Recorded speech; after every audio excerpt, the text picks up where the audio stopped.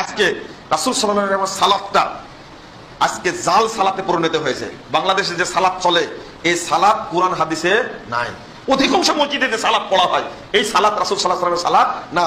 কিন্তু আল্লাহ রাসূল শর্ত করেছেন কি, সল্লু কামা রাআইতুমুনি উসাল্লি, তোমরা ওইভাবেই সালাত আদায় করো যেভাবে আমাকে সালাত আদায় করতে দেখছো।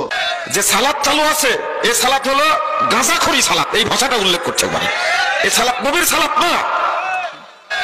যে সালাত চালু আছে এই সালাত হলো গাঁজাখড়ি সালাত।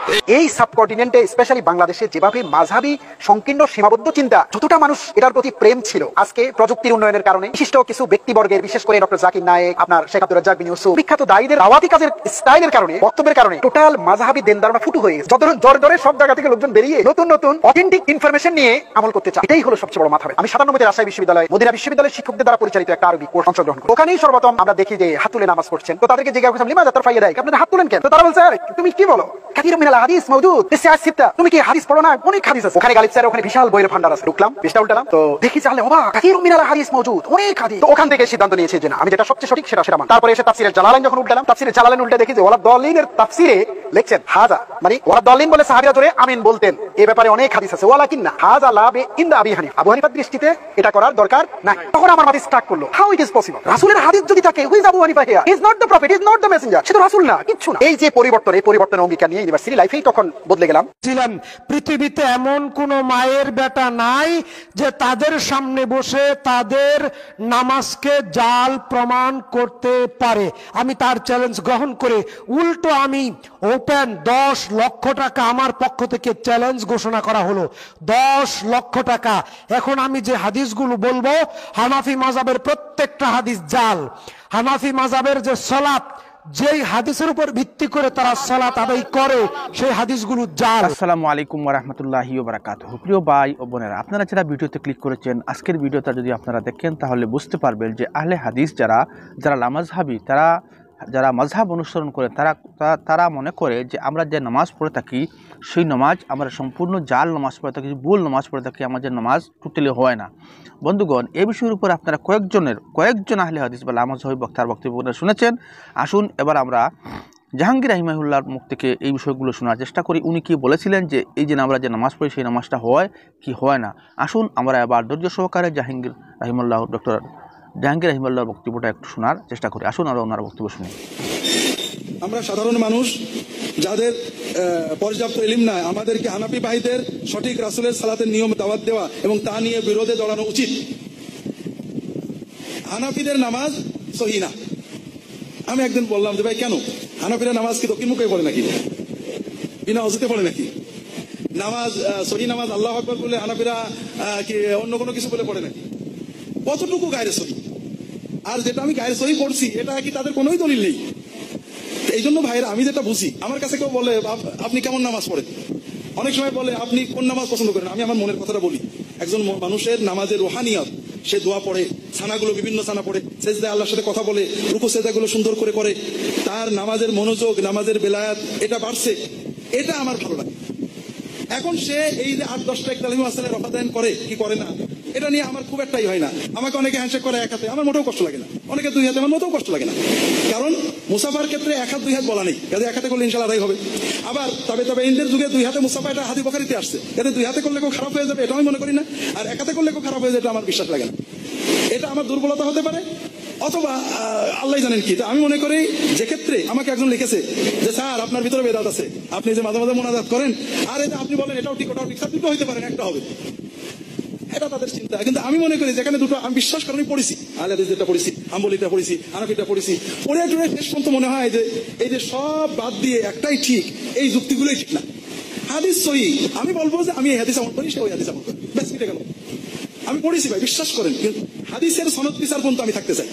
এরপরে দুটো হাদিসই সহি, এই হাদিসটা এই যুক্তিতে এটা মানা যাবে না, এই বিষয়গুলোই আমাদেরকে খারাপ জায়গায় নিয়ে যায়। এটা না করে আমরা হাদিসের মতো উদাহরণ, এ ব্যাপারে দুটো হাদিস আছে, আলহামদুলিল্লাহ আমি এটা পালন করছি, ওটা পালন করছে, আমার কাছে বিভিন্ন যুক্তিতে এটা উত্তম মনে হয়েছে, ওর কাছে বিভিন্ন যুক্তিতে ওইটা উত্তম মনে হয়েছে। সবাই আমার বুঝবে, এটা কেন চিন্তা করবো? আমাদের সমস্যা কি? আমি যেটা সহি বুঝি ওইটা আপনার বুঝতে হবে, নাহলে আপনি সহি হাদিস মানেন না। কিন্তু আপনার ছাড়া আমার বুঝতে আলাদা হইতে পারে, ইবনে বাজের সাথে আলবানি যদি বুঝ ভিন্ন হইতে পারে, আপনার সাথে আমার হলে সমস্যা কি? এই জন্য আমি নামাজের যেটা বুঝি ভাই, রুকু সেজদায় গোলমাল করছে আমি জোরালো বলি, নামাজের কাতারের সামনে দিতেছে, কাতারে ফাঁক রয়েছে, ফাঁকা হয়ে দাঁড়াইছে, যাই নামাজের দোয়া পড়ছে, নামাজের ভিতরে মনোযোগ নেই, রুকু সেজদা নষ্ট, এগুলো আমি বলি, কারণ এগুলো কোনোটা বেদাত, কোনো নামাজ নষ্ট করে।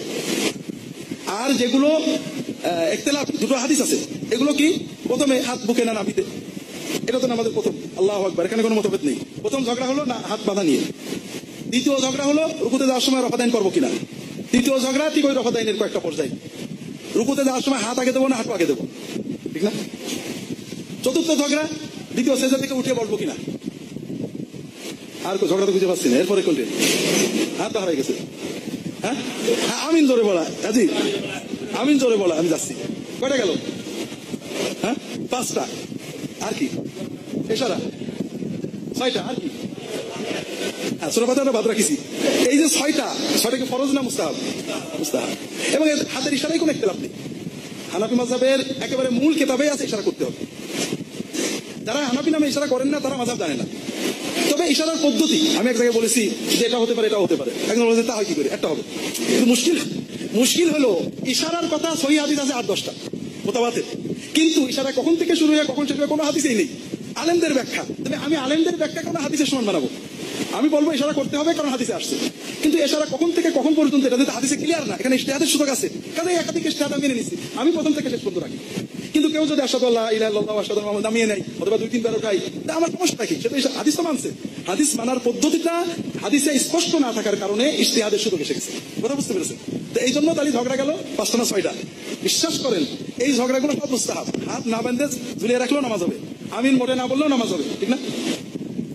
রফাদাইনটা না করলে নামাজ হবে না কেউ বলেননি, যারা একাধিকবার রফাদাইন বলেছেন তারাও বলেছেন এটা মুস্তাহাব, এবং হাদিস তাই বলে, কোনো তাকিদ নেই, ইনকার নেই। এরপরে এই যে সেজদায় যাওয়ার সময় আগে হাত না হাঁটু, আমাদের সৌদি উলামায়ে কেরাম আগে হাত রাখাটাকে প্রাধান্য দেন, আগে হাঁটু রাখাকে। সৌদি আরবের একজন খুব বড় শেখ সালেহ আল শেখ মন্ত্রী ছিলেন, ধর্মমন্ত্রী, আমাদের বড় ভাই পর্যায়ের, উস্তাদও ঠিক না, আমি দেখছি বসছি একসাথে অনেক। উনি আবু দাউদের ব্যাখ্যা ওনার শামেলাতে পাওয়া যায়, উনি বলছেন তৃতীয় আরেকটা পদ্ধতি আছে, সেটা হলো মাথা আগে দেওয়া। ইয়ার কি বাইরে বলেছেন আর কি। এই হাদিসটা প্রথমে বলা আছে তোমরা উটের মতো বসো না। উট কিভাবে বসে? যারা আরব দেশের সৌদি আলেমরা বলেন উট আগে হাত দেয় তারপরে হাঁটু দেয়, তাহলে প্রথমে বোঝা গেল আগে হাঁটু দিতে বলা হলো, কিন্তু পরে যে বলছে আগে হাত দাও পরে হাঁটু দাও। এই হাদিসের প্রথম বাক্যের সাথে দ্বিতীয় বাক্যের কন্ট্রাডিকশন আছে, এই কন্ট্রাডিকশনের ব্যাখ্যায় নানানজন নানান কথা বলেছেন। সর্ব অবস্থায় যেহেতু আগে মাথা দেওয়া সম্ভব না, আগে হাত দিতেন আর হাঁটু দিতেন, নামাজ সমান সহি হয়ে যাবে। জালসাতুল ইস্তিরাহা অর্থাৎ প্রথম রাকাতে, দ্বিতীয় রাকাতে এবং চতুর্থ রাকাতে ওঠার সময় বসা, এটা সহিহ হাদিস আছে। আবার না বসে ওঠা সরাসরি, এটাও সহিহ আছে। উলামাদের সমন্বয়ে ইখতিলাফ আছে। সৌদি আলেমরা ইবনে বাজ, বিশেষ করে ইবনে জিবরিন, আমি ওনার কাছে পড়ছি কিছু, উনি এটা লম্বা মাকালা লিখেছেন। তাদের অধিকাংশই এটা মায়লান যে রাসূলুল্লাহ সাল্লাল্লাহু আলাইহি ওয়াসাল্লাম বার্ধক্যের অবস্থায় এটা করতেন, অর্থাৎ একটু বসে তারপর উঠতেন।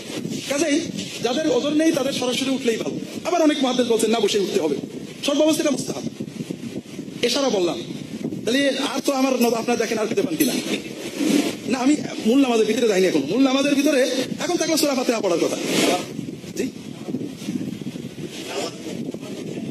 জি, তাওয়াররুক, হ্যাঁ তাওয়াররুকটা আছে, তাওয়াররুকটা আছে, তাওয়াররুক এটা হলো সর্বশেষ ইখতিলাফ। তাওয়াররুক সহিহ হাদিস, তাওয়াররুক সহিহ হাদিস। যারা তাওয়াররুক করেন না তারা আউমিয়াতের উপরে বসেন, কিন্তু বিনা তাওয়াররুকে নামাজ নষ্ট হবে এরকম কিছু নেই। সব মিলিয়ে এই মশলাগুলো হলো ইখতিলাফ, যেটা নিয়ে আমরা প্রচন্ড গোলমাল মারামারি করছি। এই জন্য আমার কথা হলো যে সহিহ হাদিস পালনে কোনো দোষ নেই, সহিহ হাদিসকে সহিভাবে পালন করতে হবে।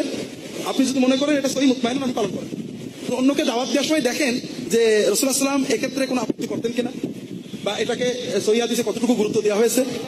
বন্ধুগণ, আপনারা এখানে দেখলেন ডক্টর আব্দুল্লাহ জাহাঙ্গীর রাহিমাহুল্লাহর বক্তব্য। উনি কিভাবে বিষয়টা সুন্দরভাবে আপনাদের সম্মুখে উপস্থাপন করলেন। কিন্তু আমাদের লামাযহাবী ভাইরা এখানে যে বলে দিলেন যে যারা মযহাব অনুসরণ করে তারা তাদের নামাজ টোটালি হয় না, বা এরকম নামাজ পড়া কোনো বিধান হাদিস কুরআন দ্বারা প্রমাণিত নয়।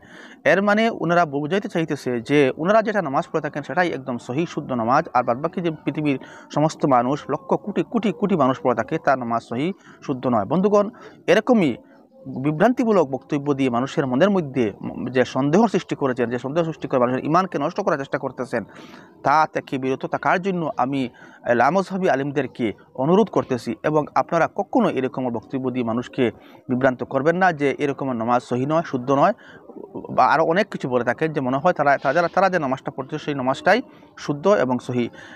ইমাম আবু হানিফার পরে আরও হাজার হাজার বড় বড় উলামায়ে কেরাম এসেছেন। হ্যাঁ, ইমাম আবু হানিফার মতো হয়তো না হতে পারে, কিন্তু অনেক বড় বড় উলামায়ে কেরাম এসেছেন, তারা তো এরকমের কোনো কথা বক্তব্য তারা বলেন নাই। কিন্তু ওনারা কোথায় থেকে এসে এরকম বক্তব্য দিয়ে মানুষের মনের মধ্যে সন্দেহ সৃষ্টি করতেছেন। বন্ধুগণ, চ্যানেলে যদি নতুন এসে থাকেন অনুগ্রহ করে চ্যানেলটা সাবস্ক্রাইব করে আমাদের সঙ্গে থাকবেন এবং এই বিষয়ে আপনার মতামত কি ভিডিওর কমেন্টে অবশ্যই জানাবেন। আসসালামু আলাইকুম ওয়া রাহমাতুল্লাহি ওয়া বারাকাতুহু।